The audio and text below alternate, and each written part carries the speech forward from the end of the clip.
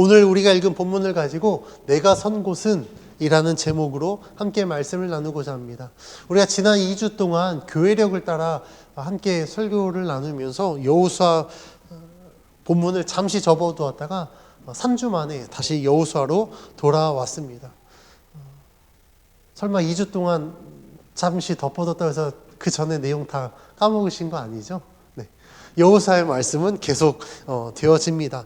우리가 지난 시간 여호수아 5장 2절에서 12절 말씀을 통하여서 요단강을 건너온 이후에 이스라엘 백성들이 그 자리에서 할례를 행하고 또한 유월절을 지키면서 그들이 하나님의 언약의 백성으로 하나님과의 관계가 회복되어졌고 하나님은 이 관계 회복을 통하여서 그들에게 하셨던 이 언약을 다시 이루어 가신다라는 말씀의 내용을 우리가 함께 살펴봤습니다. 비록 그들의 불순종으로 인하여서 하나님과의 이 언약의 관계가 깨어졌지만 하나님은 40년 동안 이 광야 생활을 통하여서 이스라엘 백성들을 연단시키시고 비로소 그들이 하나님의 말씀에 순종할 준비 그리고 하나님의 언약의 관계를 통하여서 하나님이 약속하신 그 땅에 들어갈 준비가 되어졌을 때 하나님은 그 증표로 언약의 상징인 할례를 그들에게 행하게 하셨고 또 하나님의 그 구원의 이 증표인 유월절을 지키게 하셨습니다. 그래서 이 하나님과의 관계가 회복되어진 이 이스라엘 백성, 그 이스라엘 백성들이 여리고에 가까이 이르렀을 때 여호수아는 아주 특별한 경험을 하게 됩니다. 그 내용이 오늘 우리가 읽은 이 본문 말씀인데 오늘 본문 13절은 여호수아가 여리고에 가까이 이르렀을 때라는 말씀으로 시작합니다. 12절까지 이스라엘 백성 전체에게 포커스를 맞춰서 그들이 어떻게 하나님의 백성으로 회복되어졌는가를 이야기하고 있다면 오늘 말씀은 다시 여호수아에게 초점을 맞춰서 이야기가 전개됩니다. 여호수아가 경험한 특별한 이 경험은 무엇이냐면 가까이 이르렀는데 갑자기 한 사람이 등장합니다. 그리고 한 손에 칼을 들고 그의 앞에 섭니다. 마주 서 있습니다. 그때 여호수아가 그에게 물어보는데 우리 13절 말씀을 같이 한번 봉독합니다. 시작. 여호수아가 여리고에 가까이 이르렀을 때에 눈을 들어 본즉 한 사람이 칼을 빼어 손에 들고 마주 서 있는지라. 여호수아가 나아가서 그에게 묻되 너는 우리를 위하느냐 우리의 적들을 위하느냐 하니. 아멘. 여호수아는 자신과 마주 선 사람을 향하여서 우리 편이냐 적의 편이냐 이렇게 물어보는 거예요. 근데 저는 이 구절에서 이상한 점을 발견했습니다. 두 가지인데요. 첫째는 분명히 칼을 지금 들고 맞서고 있거든요. 근데 여호수아는요. 칼을 맞선 자에게 칼로 대하지 않습니다. 대응하지 않습니다. 우리가 여호수아서를 계속 살펴봤지만 사실 여호수아 손에는 칼이 주어지지 않습니다. 그 칼을 들고 있지 않거든요. 칼이 없어서 칼로 대응하지 않았을지 모르겠지만 무식한 건지 용감한 건지 모르겠는데 지금 자신의 앞에 한 손에 칼을 들고 맞선 사람에게 칼로 대응하지 않습니다. 그리고 도망하지 않고 오히려 그에게 우리 편이냐 지금 저기 편이냐 물어봅니다. 또 한 가지 이상한 점은요. 여호수아가 이 여호와의 군대 대장을 봤을 때 분명히 아마 영적인 존재로 봤을 거예요. 그런데 여호와의 군대 대장을 못 알아봤다라는 겁니다. 이게 왜 이상하냐면 우리가 여호수아서를 봤을 때 여호수아는요 하나님과 독대하였고 하나님의 음성을 들었고 하나님과 함께하는 자였습니다. 우리 표현을 하면 여호수아는 굉장히 지금 충만한 자예요. 그런데 이 충만한 자가 지금 여호와의 군대 대장이 왔는데 하나님이 보내신 여호와의 사자를 못 알아봤다라는 겁니다. 저는 왜 이 부분이 이상했냐면요. 여호수아가 굉장히 충만한 자면 어떻습니까? 우리가 충만한 자라고 한다면 하나님의 사람을 봐야 되지 않을까요? 그러니까 하나님의 인도하심을 따라 살아간다고 한다면 하나님이 지금 주시는 사인을 바로 알아야 됐을 것이고 하나님이 보내신 여호와의 사자를 알아봤었어야 됩니다. 그런데 못 알아봤다라는 거예요. 저는 이 사실을 통하여서 그럼 왜 못 알아봤을까? 뭐 여러 가지 이유가 있을 수 있겠습니다. 그런데 여리고성을 이제 이렇게 가면서 여호수아가 아마도 유추해 보면 여리고성을 어떻게 정복해야 될까? 좀 이런 고민도 하지 않았을까 싶기도 하고, 할례를 이제 막 마친 이 백성들과 싸워야 될 텐데, 제 할례 맞추면 우리 여성분들은 잘 모르겠지만요, 남자들은 할례와 비슷한 포경 수술하면요 절대 못 움직입니다. 아마 뭐 딱히 똑같다라고 말할 수 없겠지만 여인들이 해산하고 나서 운동 못 하잖아요. 뭐 예전 어머니들은 해산하고 바로 오전에 해산하고 오후에 밥 매러 가고 막 그랬다고 하지만 해산하고 나서 절대 못 하는 것처럼 똑같습니다. 그러니까 아마 여호수아는 여러 가지 이 근심들로 여리고성을 지금 가는 가운데 있었기 때문에 아마 하나님 앞에 집중하지 못해서 못 알아봤을 수도 있습니다. 뭐 여러 가지 이유가 있겠지만 제가 이 묵상하면서 깨달은 것은요, 여호수아도 지극히 인간이었구나라는 사실이에요. 정말 하나님과 독대하고 하나님 말씀하면, 우리가 이전에 보면 하나님 말씀하면 여호수아는 즉각 반응하거든요. 하나님 말씀하신 대로 알겠습니다. 토달지 않고 그대로 행합니다. 이렇게 충만했던 여호수아도 지극히 사람이었구나. 하나님의 사자, 그도 못 알아볼 수 있구나 라는 사실을 깨달았습니다. 이게 왜 중요하냐면요, 아무리 충만한 자여도 하나님이 그와 함께 하시지 않으면 그는 그냥 사람일 뿐이다 라는 사실을 우리는 기억해야 된다라는 거예요. 우리가 사람이 갖고 있는 능력 때문에 우리는 그 사람을 하나님처럼 여길 때가 있습니다. 그 대표적인 예가 아마 부흥사가 아닐까 싶어요. 저는 지금까지 신앙생활에서 정말 많은 부흥회를 참석했거든요. 우리나라에 저는 네노라는 부흥 강사들 집회도 가봤고요. 그 목사님들께 안수기도도 받아봤습니다. 부흥회를 다녀보신 분들은 알겠지만 부흥회 어떻습니까? 부흥회 가면요, 엄청난 막 영적인 체험들을 하게 됩니다. 진짜로 제가 참석했던 부흥회는요, 정말 이 어깨가 아파서 팔이 안 올라가는 집사님이 계셨어요. 근데 그 가운데 기도했는데 기도받고 나서 팔이 여기서 갑자기 번쩍 올라가는 거예요. 정말 쇼가 아니라 정말 그랬었어요. 어떤 분은요, 기도받는데 그 목사님이 내일 병원 가서 검사 한번 받아봐라. 자궁 쪽에 뭐 있다. 근데 진짜 정밀 검사를 받아봤을 때 자궁에 정말 요만한 혹이 있었어요. 병원 의사가 이런 건 정말 초기에 발견 못하는데 어떻게 알고 왔느냐. 놀랍지 않습니까? 엄청나게 놀란 경험들을 하게 됩니다. 그런데요, 이런 영적 체험이 우리들에게 있어서 정말 하나님을 더 열심히 잘 믿어야겠구나, 하나님 감사합니다라고 하겠지만, 어떤 경우는요, 그렇게 역사하시는 하나님을 바라보는 게 아니라 지금 그 역사 가운데 하나님 앞에 쓰임받고 있는 이 부흥사에게 초점을 맞춰서 그 사람을 마치 하나님처럼 여기는 경우가 있습니다.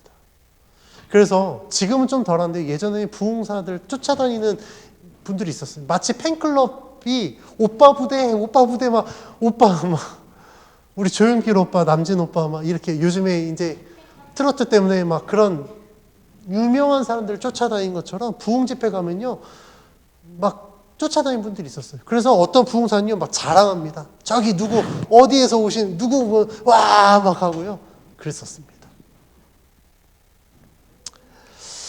왜 이런 부분들이 있냐면요, 우리는 그 역사를 주관하신 하나님이 아닌 사람을 바라봤기 때문에 그래요. 우리가 여호수아에게서 이런 인간적인 모습을 볼 수 있는 이유는요, 여호수아가 만약에 하나님의 사자로서, 그러니까 하나님께서 세우신 이스라엘의 리더로서가 아니라 그 자체가 어떤 능력 있는 사람으로 만약에 주목받았다라고 한다면 이스라엘 백성은 또다시 어려움에 처했을 수 있습니다.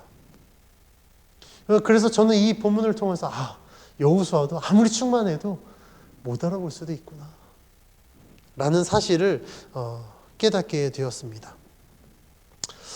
어찌됐든 여호수아는요, 처음에는 깨닫지 못하지만 그 여호와의 군대 대장이 자신의 신분을 여호수아에게 말하죠. 나는 여호와의 군대 대장이다. 그 깨닫는 순간 여호수아는 어떻습니까? 바로 그 앞에 엎드려서 무엇을 말씀하기를 원하시는지 물어봅니다. 그렇다고 한다면 갑자기 여호와의 군대 대장은 여호수아에게 왜 나타났을까? 사실 오늘 본문에서는요, 그 이유를 설명하지 않습니다. 왜냐하면 14절에서 여호수아는 여호와의 군대 대장을 향해서 자신에게 무슨 말씀을 하려 하냐고 물어봅니다.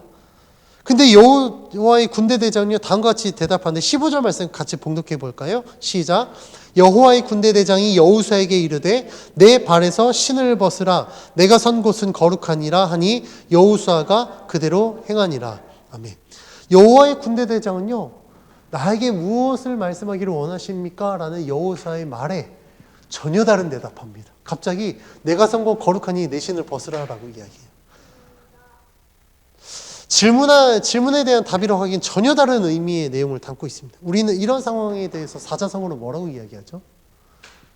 동문서답한다라고 이야기합니다. 그렇죠? 질문은 동인데 답은 서예요. 여호와의 군대 대장의 답에서 도대체 왜 나타난지 우리는 모를 것입니다. 그런데요, 이 말씀 가운데 표면적으로는 왜 나타난지 알 수 없지만 우리가 이 말씀의 의미를 살펴보면 여호와의 군대 대장이 지금 왜 나타났는지 우리는 그 이유를 알 수 있습니다. 지금 여호수아가 선 곳은 어디입니까? 여리고성 가까이 왔다라고 13절에서 시작했죠. 그러니까 여리고성 근처예요. 그곳은 지리적으로요, 이방인들이 살아왔던 삶의 터전입니다.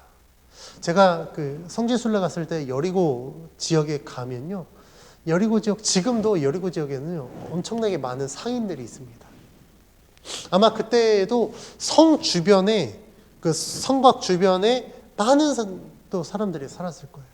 그러니까 지금처럼 여러 가지 장사꾼들도 있었을 것이고 여러 가지 것들이 있습니다. 그런데 우리가 이런 상업이 발달한 지역에 가장 두드러진 특징이 있습니다. 그러니까 돈이 움직이는 곳, 그리고 물자가 움직이는 곳의 가장 큰 특징이 뭔지 아세요? 그곳은요, 굉장히 타락한 지역이라는 거예요. 왜냐하면 돈이 지배하니까. 그리고 여러 물자들이 움직이다 보니까 여러 가지 문화가 공존합니다.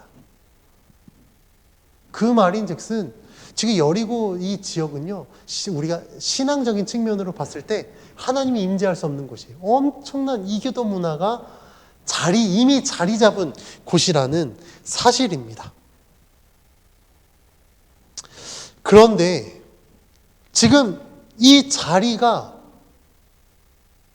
절대 거룩할 수 없는데 지금 여호와의 군대 대장은요, 네가 선 곳은 거룩한 것이다라고 이야기해요. 그러니까 지리적으로는 거룩할 수 없는 곳이 지금 어떻게 그러면 거룩한 곳이 될 수 있었느냐? 라는 겁니다. 그곳이 거룩한 곳이 될 수 있었던 곳은요, 하나님이 임재한 그 자리이기 때문에 그렇습니다. 우리가 성경에서 여호와의 사자가 나타났을 때 그것은 곧 하나님의 임재와도 같습니다. 그러니까 하나님께서는 직접 말씀하시기도 하지만 때로는 여호와의 사자를 보내셔서 하나님의 말씀을 대언하게도 하십니다.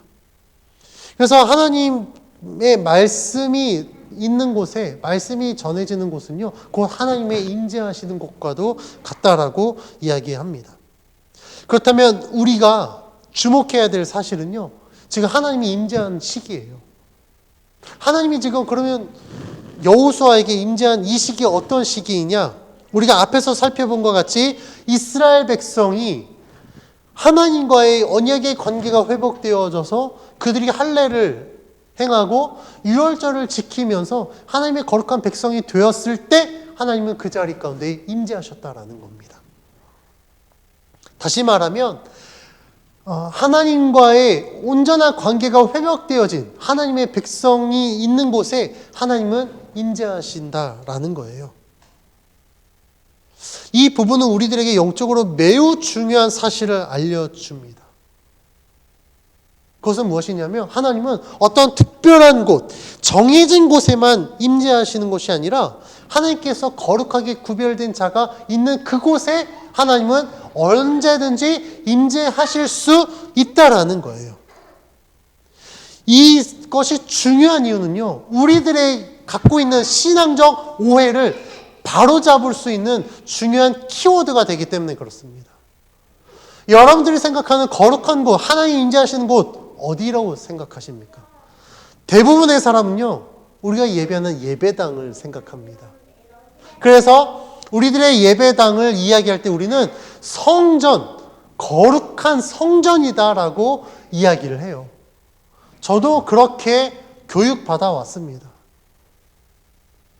그런데 이게 왜 오해라고 이야기하냐면요, 우리가 예배당, 제가 이제 예배당이라고 표현하는 이유는요, 예배를 드리는 이 건물 자체는요, 거룩한 존재가 되지 않습니다. 우리가 그곳 가운데 하나님을 예배하기 때문에 그 자리가 거룩한 자리가 되는 것이지, 그냥 마치 그 자리가 막 거룩한 성지가 되는 것처럼 하지 않습니다. 그런데 우리는 성전이라고 해서 막 교회 안에서 물론 하나님 앞에 예배 드릴 때 우리가 거룩하게 구별돼야 되는 건 맞아요. 그런데 예배당은 거룩하고 그 외에는 거룩하지 않다라고 우리가 이렇게 이분법적인 사고를 하면 안 된다라는 겁니다. 오늘 본문으로 다시 돌아가면 지금 여호수아가 선 곳이 그 거룩한 땅이냐는 겁니다. 앞에서 말씀드렸듯이 여리고 성 근처예요. 이교도 문화가 이미 깊숙이 자리 잡은 곳이라고요. 지금으로 따지면 우리가 산에 갔는데 산에 가면 여러 가지 암자들이 있지 않습니까? 절이 있지 않습니까? 우리가 지금 그 절 근처에 갔는데 그곳이 거룩한 곳이 될 수 있습니까? 기도처가 아니거든요. 예배 자리가 아니에요. 그런데 우리가 지금 그런 암자 근처, 그러니까 그 산에 갔는데 갑자기 하나님이 우리에게 말씀하신다면 내가 선 곳이 거룩한 곳이다. 지금 눈앞에 절이 보이는데 눈앞에 어떤 산당이 보이고 지금 삼신할매를 모시는 어떤 큰 나무에 여러 가지 그런 것도 있는 지금 그 자리에 있는데 갑자기 하나님이 내가 선 곳이 거룩한 곳이다라고 이야기한다면 어떨까요? 우리들이 이전에 갖고 있었던 이 신앙적 오해하고는 굉장히 대치되는 상황입니다. 거룩한 곳? 그건 예배당만 거룩한 곳 아니야? 근데 지금 내 눈앞에 암자가 보이고 온갖 이교도 다른 우상들 섬기는 자리에 있는데 내가 선 곳이 거룩한 곳이라고? 절대 거룩한 곳이 될 수 없습니다. 그것이 하나님의 임재를 위해서 특별히 구별된 자리도 아니었습니다. 그럼에도 불구하고 하나님은요, 그 자리에 임재하셔서 여호수아에게 내가 선 곳은 거룩한 곳이다라고 말씀하고 있습니다. 오늘 본문에서는 하나님의 임재가 그 장소의 어떤 지리적 요소에 따라서 이루어지는 것이 아니라 누가 있느냐에 따라 하나님의 임재가 이루어질 수 있음을 우리들에게 보여주고 있습니다. 이러한 원리를 우리에게 적용해 본다면 아무리 예배당이라고 할지라도 그 예배당, 지금 우리가 드리는 이 예배당 가운데 전혀 거룩하게 구별되지 않은 자가 이 자리에 있다면 이곳은요, 하나님이 임재하실 수 없습니다.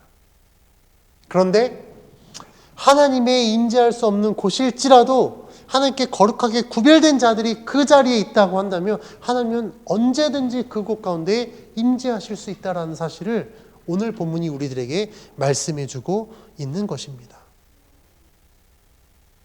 다시 본문으로 돌아와서 여호와의 군대 대장이 이제 자신의 신분을 밝히죠. 그리고 여호수아에게 내가 선 곳은 거룩한 곳이니 네 신을 벗으라라고 명하자 여호수아는 그대로 행합니다. 이 장면 좀 익숙한 장면 아닙니까? 이번 주에 제가 이제 출애굽기 말씀을 묵상하는데 어제 본문이 호렙산에서 떨기나무 가운데 임한 하나님을 만난 모세의 이야기였습니다. 출애굽기 3장 1절부터. 그런데 모세가 경험한 사건을 지금 여호수아도 똑같이 지금 경험하고 있습니다. 그 이유는요, 아마도 이 본문이 여호수아를 제2의 모세로 부각시켜서 이스라엘 백성들을 하나님이 약속하신 가나안 땅으로 인도해낼 지도자로 부각시키기 위해서 이렇게 이야기하고 있는 것 같습니다. 그런데 여기서 중요한 사실은요, 여호수아가 여호와의 군대 대장이 이야기했을 때 그는 그 말씀대로 행한다라는 점이에요. 13절에서 여호와의 군대 대장의 정체를 못 알아본 여호수아는요, 참으로 인간적이었습니다. 제가 이것 때문에 희망을 가졌거든요. 아, 여호수아도 못 알아봤구나. 그러니까 목사인 나도 뭐 매 순간 하나님의 뜻을 다 알 수는 없겠지. 좀 위안을 가졌어요. 그런데 오늘 15절 말씀 보면서 여호수아를 보면서 역시는 역시구나라는 사실을 깨닫게 됩니다. 여호수아는요, 하나님이 말씀하실 때 그 말씀에 즉각적으로 반응해서 말씀하신 대로 행합니다. 저는 이 부분을 보면서 제 한계를 다시 한번 깨달았습니다. 나는 이렇게 못하는데. 나는 하나님이 말씀하시면 저는 사실 아무리 제가 목사여도요, 하나님이 말씀하신 대로 제가 바로 순종 못합니다. 물론 남들보다 조금 더 많이 순종할 수는 있겠으나 제가 목사라고 해서요, 모든 것에 다 하나님이 말씀하신 대로 바로 반응하지 못합니다. 그런데 여호수아는요, 말씀대로 바로 반응합니다. 여호수아가 여호와의 군대 대장이 말한 대로 행하는 이 장면이 중요한 이유가 있습니다. 우리가 다음 주에 함께 나눌 이 6장 말씀의 여리고를 이제 점령하기 위해서 하나님의 말씀이 여호수아에게 임하고 여호수아는 그 말씀에 순종하는데, 오늘 본문이 6장에서 하나님 말씀에 순종하는 이 여호수아의 모습이 연결되기 때문에 그렇습니다. 즉 여호수아는요, 하나님께로부터 오는 말씀이라면 언제든지 순종할 수 있는 준비가 된 자다라는 사실을 지금 보여주고 있는 거예요. 그가 이렇게 준비될 수 있었던 것은 여호수아 1장 말씀에서 하나님이 그에게 명하신 대로 내가 기록된 대로 다 지켜 행하면 내가 너와 함께 하겠다. 어디로 가든지 형통하게 하겠다라고 하나님이 그에게 명령하셨고, 그는 하나님의 그 말씀대로 순종했기 때문에 그렇습니다. 여호수아와 같이 하나님의 말씀대로 행하는 자는 언제든지 하나님의 말씀에 순종할 준비가 되어 있습니다. 그렇기 때문에 하나님의 말씀이 임하면 하나님 알겠습니다. 제가 주님의 말씀의 뜻대로 행하겠습니다 라고 순종할 수 있습니다. 사실 이렇게 하나님 앞에 순종할 수 있는 것은 어느 순간 갑자기 막 변해서 모든 말씀에 순종하는 것이 아닙니다. 우리가 작은 것부터 하나씩 고쳤을 때 우리가 큰 것들을 큰 변화를 이루어낼 수 있는 것처럼 순종도 동일합니다. 내가 작은 것부터 하나님 앞에 순종했을 때 정말 하나님께서 결정적으로 우리들에게 요구하시는 것에 순종할 수 있는 것이지, 마치 전혀 순종하지 않았던 삶이 어느 순간 갑자기 180도 변해서 순종할 수 있다? 절대 그렇지 않아요. 그래서 제가 우리 성도님들께 권면드리고 싶은 것은, 하나님 앞에 순종하는 자가 되기를 원하신다면 작은 것부터 순종해 보십시오. 그러면요, 그 순종이 쌓이고 쌓여서 여호수아와 같이 언제든지 내가 주의 말씀에 순종할 준비가 된 자가 될 수 있습니다. 이렇게 준비된 자는요, 하나님의 말씀이 임하면 그 말씀을 듣고 내가 이렇게 행해야지, 그래서 주님의 말씀에 순종하는 삶을 살게 됩니다. 오늘 우리가 함께 살펴본 이 본문은요, 사실 여호수아서의 전개를 이렇게 봤을 때 약간 생뚱맞을 수 있어요. 딱 3절인데 앞에 6월절 지내고 그건 소산을 하고, 그리고 사실 이 3구절 빠지고 바로 6장으로 넘어가도 전혀 문맥상 어색하지 않거든요. 오히려 더 자연스럽습니다. 그런데 갑자기 이 3절이 그 중간에 쑥 들어왔습니다. 근데 앞에서 살펴본 것 같이 아까디 단락과 전혀 사실 상관없는 전개가 아니라 오히려 그 이야기의 흐름을 연결해주는 중요한 고리 역할을 합니다. 하나님의 언약을 이루는 자들에게 있어서 가장 중요한 점은요, 하나님이 그들과 함께 한다라는 사실을 깨닫는 겁니다. 하나님은요, 하나님과의 관계가 회복된 이스라엘 백성들에게 하나님이 임재하셔서 그들과 함께하고 있다라는 사실을 지금 확증해주고 있는 것입니다. 여호와의 군대 대장이 있다라는 오늘 나타나서 여호수아에게 말씀하고 있다라는 사실은요, 왜 군대 대장이 나타났겠습니까? 지금 여리고를 함락해야 되거든요. 여러 가지 고민들 속에 있었던 여호수아에게 여호와의 군대 대장이 나타나서 지금 이 여리고와의 전쟁은 하나님이 주관하신다.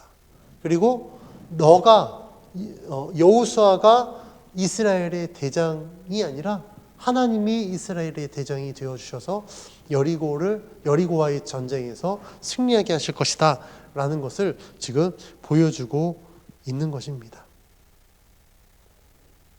그래서 오늘 우리가 읽은 이 본문이 앞단락과 뒷단락을 연결해주는 아주 중요한 연결고리가 되는 겁니다. 앞에서 살펴봤듯이 오늘 본문을 통해서 저는 다른 것보다도 우리가 하나님 앞에 거룩한 백성이 되었다고 한다면 하나님은 늘 우리와 함께 하신다라는 사실을 우리는 기억해야 될 줄 믿습니다. 하나님이 어느 곳에 하신다고요? 어느 곳에 임재하신다고요? 예배당뿐만 아니라 하나님 앞에 거룩하게 구별된 자가 있는 곳에 하나님은 함께 하신다라는 사실을 우리는 기억해야 됩니다. 그래서 저는 오늘 이 설교를 통해서 과연 우리들이 있는 곳, 그러니까 내가 있는 곳이 거룩한 곳이 될 수 있는지 우리가 좀 고민해 봤으면 좋겠어요. 예배를 드리는 이 예배당은 당연히 예배를 위해서 구별된 장소니까 하나님이 임재하시겠죠. 그런데 문제는요, 우리가 삶의 자리에 돌아갔을 때 우리들의 삶의 터전은 전혀 다르다라는 겁니다. 우리들의 삶의 자리는요, 예배를 위해서 준비된 자리가 아니에요. 돈을 벌어야 되고요. 또한 여러 가지 여가도 즐겨야 되고 그렇습니다. 그렇다 보니까 그 삶의 자리는요, 치열한 영적 싸움이 벌어지는 곳입니다. 하나님의 뜻대로 살기를 원하는 나와 하나님보다도 그냥 내가 원하는 대로 좀 더 즐기고 좀 더 편하고 좀 더 누리고 살고자 하는 내가 싸우는 그 자리라는 거예요.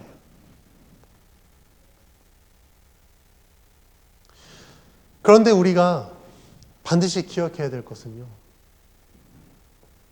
우리들의 삶의 자리에서도 여전히 하나님은 함께 하신다라는 것, 그리고 하나님이 함께 하셔야만 된다라는 사실입니다. 제가 신앙에 있어서 가장 중요하게 생각하는 것이 있습니다. 그것은 무엇이냐면 삶의 자리와 예배 자리가 하나가 되어야 된다라는 거예요. 삶의 자리와 예배 자리가 절대 분리돼서는 안 된다라는 것입니다. 그런데요, 꽤 많은 자들이요, 삶의 자리와 예배의 자리가 철저하게 분리되어 있습니다. 교회에서는 그리스도인인데 교회 문 밖에만 벗어나면 도대체 이게 그리스도인지 세상 사람인지 전혀 모를 정도로 너무나도 분리되어 살아간다는 거예요. 예배의 자리와 삶의 자리가 분리된다면 우리는요, 교회 안에서만 머무는 그리스도인이 될 것입니다. 이런 현상들에 대해서 어떤 목사님은요, 교회를 이야기할 때 교회는 소금통과 같다라고 이야기해요. 무엇을 의미하냐면 우리는 빛과 소금 돼야 되지 않습니까? 그래서 빛과 소금 뭐 이런 그 타이틀 굉장히 많이 하거든요. 우리는 분명히 소금입니다. 그렇죠? 짜게 해야 될 소금이에요. 근데 문제는요. 교회 안에서만 소금이라는 거예요. 세상의 소금이 돼야 되는데 교회의 소금이 되어서 교회 안에는 온통 소금들만 모여 있습니다. 이 소금이 밖으로 안 나가고요. 그 교회 안에만 있는 거예요. 그러니까 교회가 그 소금통이 되었다. 무엇을 의미하냐면 그리스도인들이 세상 가운데 소금의 역할을 감당하지 못했기 때문에 교회 안에서는 굉장히 열심히 사역을 하고 굉장히 열심히 예배를 드리고 하는데 세상에서는 그 모습을 도저히 찾아볼 수 없는 이러한 안타까운 현실을 비유로 설명하면서 교회는 소금통과 같다라고 이야기를 하는 것을 들었습니다. 왜 이런 현상들이 나타날까요? 그것은 우리들의 삶의 자리와 예배의 자리가 분리되었기 때문에 그렇습니다. 어떤 사람은요, 예배의 자리와 삶의 자리가 합쳐졌는데 문제는 예배의 자리가 삶의 자리가 돼버린 거예요. 그래서 교회 안에서도 막 자기가 영업하려고 하고, 교회 안에 예배 자리에 앉아있는데도 여전히 머릿속은 지금 막 집에 가서 뭐 해야 되는데, 오늘 점심 뭐 해야 되는데 막 바쁩니다. 여기 앉아서도 여전히 스마트폰 보고 있고, 일주일에 주일 예배 한 번으로 6일을 버티는 성도가 거의 저는 대부분이라고 봐요. 그런데 그 한 번조차도 온전히 예배를 드리지 못하니까 그리스도인으로서 정말 건강한 신앙생활을 할 수 있을까? 저는 절대 불가능하다고 봅니다. 오늘 본문에 나오는 여호수아의 모습을 보면요, 아무리 충만한 자라고 해도 그가 매 순간 하나님의 뜻을 파악하지 못하는 지극히 인간적인 모습도 우리는 봤습니다. 그런데 여호수아가 대단한 이유는요, 그가 하나님의 말씀이 선포되었을 때 그 말씀에 즉각적으로 반응하고 말씀에 순종할 수 있었던 가장 결정적인 이유는요, 여호수아는 삶의 자리와 예배의 자리가 동일했다라는 거예요.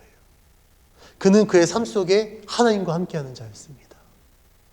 그래서 여호수아는 삶이 곧 하나님의 사역이었고 그의 사역이 곧 그의 삶이었다라는 사실을 우리는 기억해야 됩니다. 이런 여호수아의 모습은요, 예배의 자리와 삶의 자리가 구분되어 분리되어 살아왔던 우리들에게 큰 도전을 줍니다.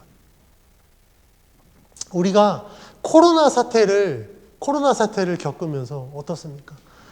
대부분의 성도들이요, 신앙이 무너졌습니다.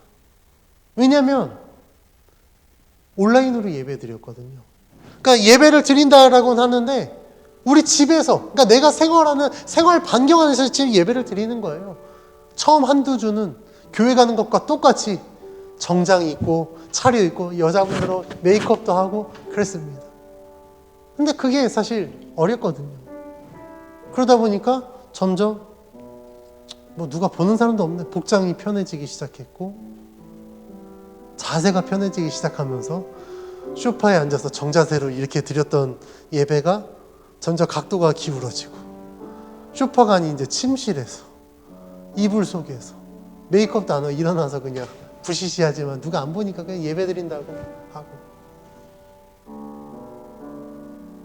저는 이러한 현상들이 나타난 이유가 삶의 자리에서 예배를 드려보지 못했기 때문에 그렇다라고 생각합니다. 하나님은 어디에 계십니까? 우리가 예배드리는 이 예배 공간에만 하나님이 계십니까?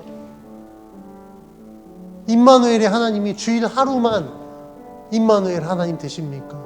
아니거든요. 하나님은요, 우리와 언제 어디서나 늘 함께 하신다라는 거예요.